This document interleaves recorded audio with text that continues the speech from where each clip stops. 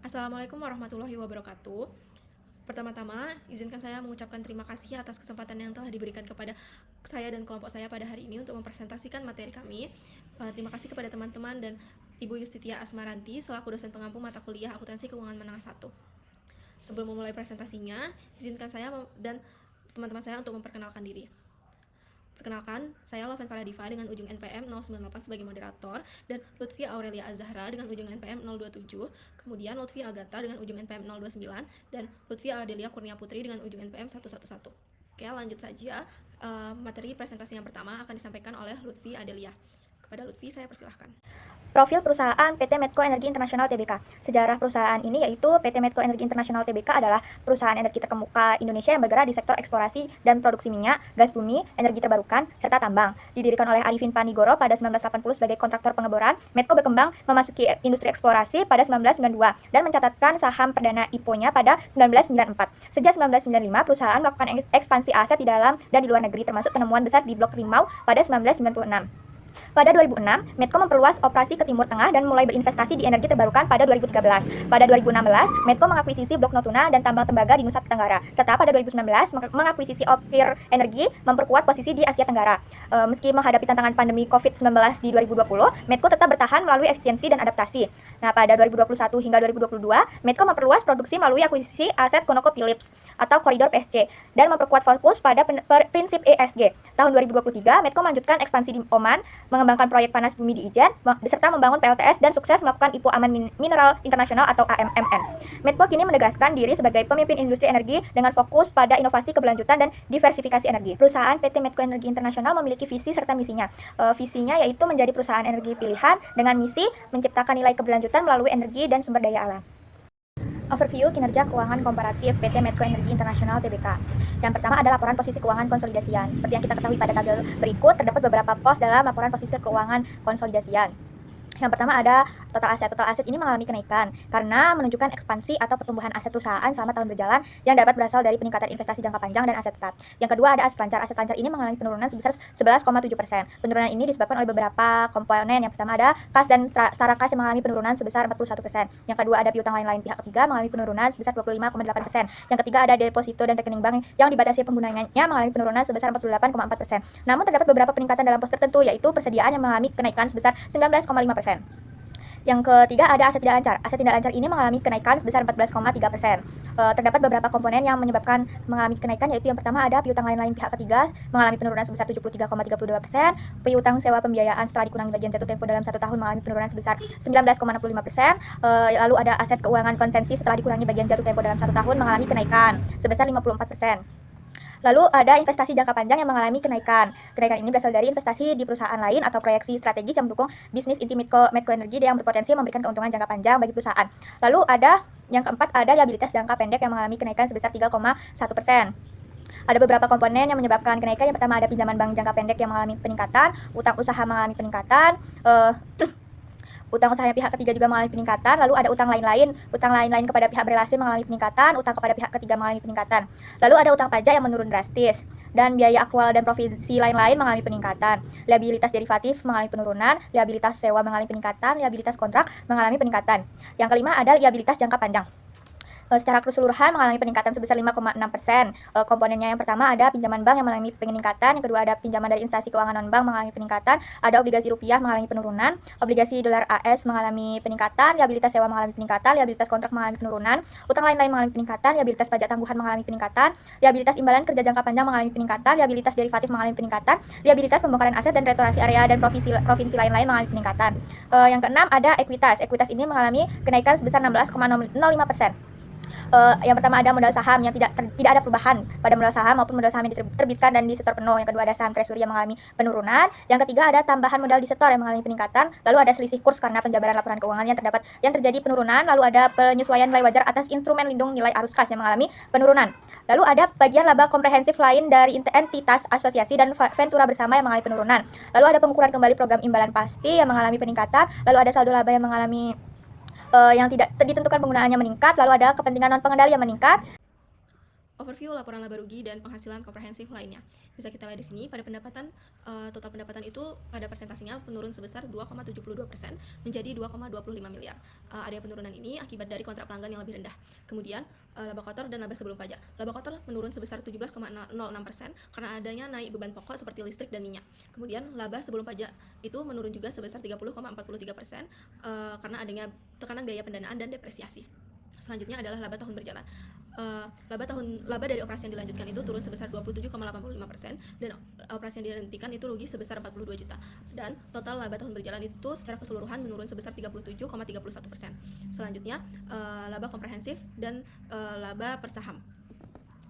Laba komprehensif itu turun sebesar 41,05%, sedangkan laba per sahamnya juga menurun sebesar 37,75%. Hal ini mencerminkan adanya penurunan laba. Kesimpulannya, penurunan ini disebabkan oleh beban yang meningkat dan rugi dari operasi yang dihentikan, kemudian adanya kinerja keuangan yang cukup tertekan meski pendapatan keuangan naik. Laporan perubahan ekuitas konsolidasian. Bisa kita lihat di sini, pada total ekuitas itu mengalami kenaikan sebesar 16,05% karena adanya akumulasi dari laba ditahan dan kinerja positif. Kemudian, pada laba tahun berjalan mengalami penurunan sebesar 37,71%. Hal ini terjadi karena adanya penurunan signifikan dari laba bersih. Kemudian, pendapatan komprehensif lain juga menurun atau negatif karena adanya rugi akibat perubahan nilai instrumen lindung nilai. Kemudian, total laba komprehensif juga menurun sebesar 38,95%. Hal ini disebabkan adanya penurunan total laba setelah pendapatan komprehensif. Kemudian, dividen naik sebesar 7,33%. Hal ini disebabkan karena perusahaan tetap distribusi meski mengalami penurunan laba. Selanjutnya, distribusi ke non-controlling itu turun sebesar 43,79% karena adanya efisiensi alokasi laba ke pihak non-pengendali. Dan intensif saham turun sebesar 92,17% karena program intensif ini dikurangi drastis. Selanjutnya adalah tambahan modal itu naik sebesar 1,07%. Hal ini mengalami sedikit kenaikan dari penerbitan saham. Yang terakhir adalah saldo laba itu naik sebesar 26,91%, menunjukkan adanya kenaikan signifikan akibat akumulasi laba tidak dibagikan sebagai dividen. Selanjutnya yaitu analisis rasio keuangan. Rasio keuangan sendiri merupakan alat yang digunakan untuk menilai kinerja keuangan perusahaan dengan cara membandingkan berbagai data pada laporan keuangan. Rasio keuangan sendiri terbagi menjadi 3. Yang pertama, rasio likuiditas yang bertujuan untuk mengukur kemampuan perusahaan dalam memenuhi kewajiban jangka pendeknya. Rasio likuiditas terbagi lagi menjadi 3, ada current rasio, quick rasio, dan cash rasio. Bisa dilihat pada gambar, current rasio PT Medco Energi terjadi penurunan dari 1,26% pada tahun 2022 menjadi 1,08% pada tahun 2023 yang menandakan bahwa kemampuan perusahaan dalam memenuhi kewajiban jangka pendeknya mengalami penurunan. Lalu perbandingan selanjutnya pada quick rasio dan cash rasio bisa dilihat pada gambar. Rasio yang kedua yaitu rasio solvabilitas, yaitu rasio yang bertujuan untuk mengukur kemampuan perusahaan dalam memenuhi kewajiban jangka panjangnya, yang merupakan kebalikan dari rasio likuiditas. Di sini ada debt to equity rasio, long term debt to equity rasio, dan debt to asset rasio. Bisa dilihat pada gambar bahwa perbandingan rasio keuangan solvabilitas PT Medco dari tahun 2002 dan 2023 cukup stabil dan tidak perlu ada yang dikhawatirkan. Yang ketiga yaitu ada rasio rentabilitas, yang merupakan rasio yang bertujuan untuk mengukur kemampuan perusahaan dalam menghasilkan laba. Di sini terbagi lagi menjadi 2, yaitu ada return on asset dan return on equity. Return on asset sendiri merupakan rasio untuk mengukur seberapa efisien perusahaan dalam menggunakan seluruh asetnya untuk menghasilkan laba. Pada gambar, dapat kita lihat bahwa rasio keuangan ini mengalami penurunan pada tahun 2023 menjadi 4,63%, yang menandakan bahwa efisiensi perusahaan dalam memanfaatkan aset untuk menghasilkan laba menurun dan perusahaan perlu mengevaluasi strategi penggunaan aset agar mampu meningkatkan profitabilitas ke depannya. Lalu, perbandingan return on equity bisa dilihat pada gambar. Selanjutnya yaitu implementasi conceptual framework pada laporan keuangan PT Medco Energi. Nah, conceptual framework sendiri merupakan sebuah fondasi yang digunakan dalam penyajian laporan keuangan yang digunakan dalam standar akuntansi. Nah, implementasi conceptual framework sendiri terdiri dari relevansi, yaitu ada nilai prediktif dan nilai konfirmasi. Nah, nilai prediktif sendiri bisa kita lihat misalnya pada laporan laba rugi, pada pendapatan kita bisa memprediksi pendapatan pada tahun berikutnya. Nah, di nilai konfirmasi kita bisa mengkonfirmasi dari data yang ada, misalnya disajikan pada catatan atas laporan keuangan. Lalu, yang kedua ada penyajian yang jujur, terdiri dari kelengkapan. Nah, seluruh laporan keuangan konsolidasi PT Medco Energi sendiri disajikan secara lengkap, mulai dari laporan posisi keuangan, laba rugi, perubahan ekuitas, arus kas, dan catatan atas laporan keuangan. Selanjutnya ada netralitas. Nah, laporan keuangan disajikan tanpa bias, mencakup informasi positif maupun negatif seperti keuntungan dan kerugian, lalu bebas dari kesalahan. Nah, auditor independen telah melakukan audit terhadap laporan keuangan PT Medco ini dan menyatakan bahwa penyajian laporan keuangan ini disajikan secara wajar.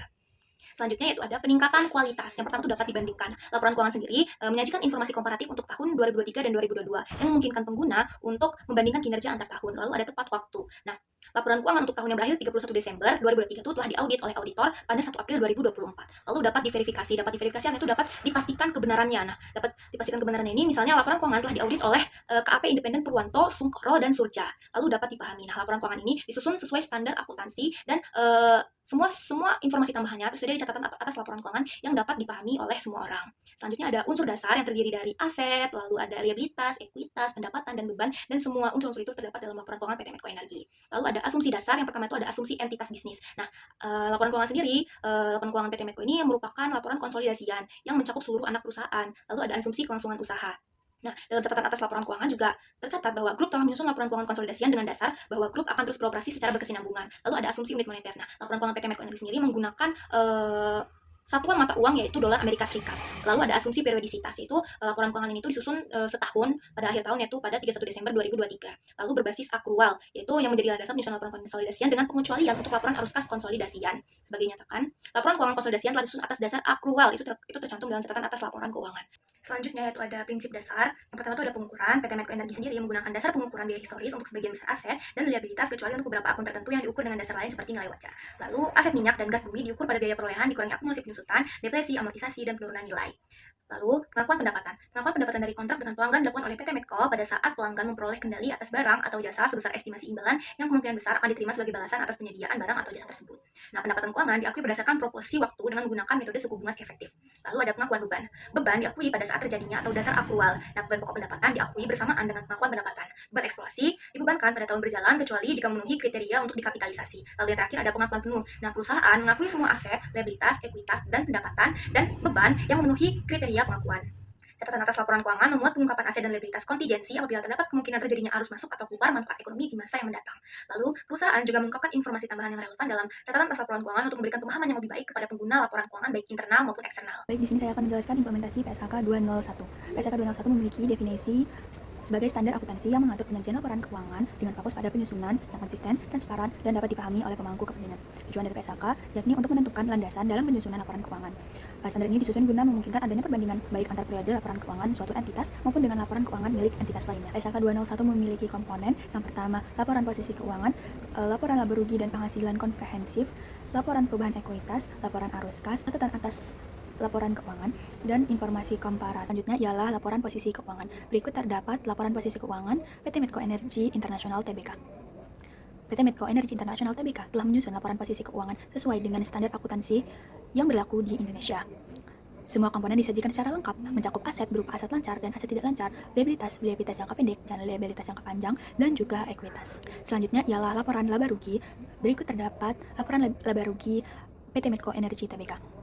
PT Medco Energi Tbk telah mengimplementasikan ketentuan PSAK 201 dengan menetapkan bahwa laporan laba rugi serta penghasilan komprehensif lainnya harus disajikan secara terstruktur dan mudah dipahami dengan memisahkan elemen-elemen seperti pendapatan, beban pokok, beban operasional, serta pendapatan dan beban lainnya. Selanjutnya ialah laporan perubahan ekuitas. Berikut terdapat laporan perubahan ekuitas pada PT Medco Energi Internasional.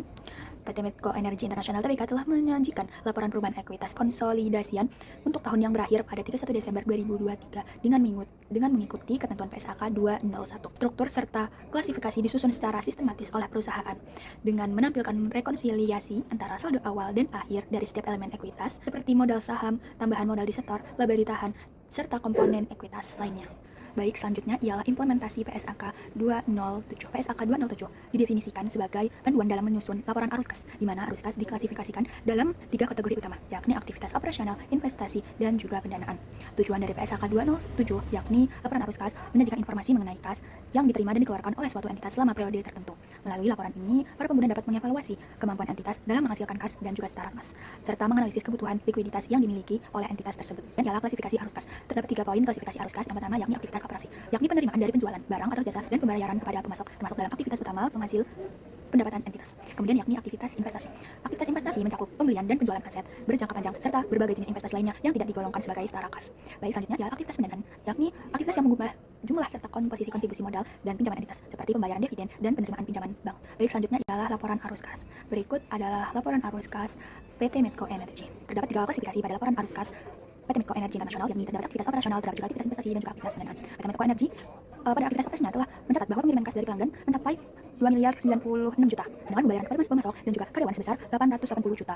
Angka tersebut mencerminkan bahwa laporan keuangan perusahaan telah disusun sesuai dengan ketentuan PSAK 207. Selanjutnya ialah terdapat aktivitas investasi. Laporan PT Medco Energi International Tbk telah mencatat aktivitas investasi seperti penerimaan dari dividen entitas, asosiasi, dan juga penerimaan dari pelepasan aset tetap. Pencatatan tersebut menunjukkan kepatuhan terhadap. Baik, selanjutnya ialah kesimpulan. PT Medco Energi Tbk telah menerapkan standar akuntansi secara baik dan konsisten guna menjamin transparansi dan akuntabilitas laporan keuangan perusahaan. Yang pertama ialah aspek konseptual framework. Perusahaan menunjukkan kesesuaian dalam penerapan kerangka konseptual akuntansi yang mendukung penyusunan laporan keuangan yang andal dan juga relevan. Selanjutnya ialah PSAK 201. Penyajian berupa penyajian laporan keuangan. Penyusunan laporan keuangan telah mengikuti struktur dan ketentuan PSAK 201, mencakup laporan posisi keuangan, laba rugi komprehensif, perubahan ekuitas, laporan arus kas, serta catatan atas laporan keuangan yang memungkinkan adanya perbandingan antar periode dan antar entitas. Kemudian ialah PSAK 207, berupa penyajian laporan arus kas. Laporan arus kas memenuhi persyaratan dalam hal klasifikasi aktivitas, metode penyusunan menggunakan metode langsung, serta pengungkapan arus kas terkait pajak penghasilan. Namun perlu ditingkatkan pengungkapan atas transaksi non-kas agar signifikan sesuai dengan ketentuan untuk evaluasi lebih lanjut. Sekian presentasi dari kami, semoga apa yang kami sampaikan dapat bermanfaat dan menambah wawasan bagi kita semua. Kami sadar bahwa presentasi ini masih jauh dari kata sempurna, oleh karena itu kami mohon maaf apabila ada kesalahan kata, baik yang disengaja maupun tidak disengaja. Terima kasih atas perhatian dan waktunya, kami akhiri. Wassalamualaikum warahmatullahi wabarakatuh.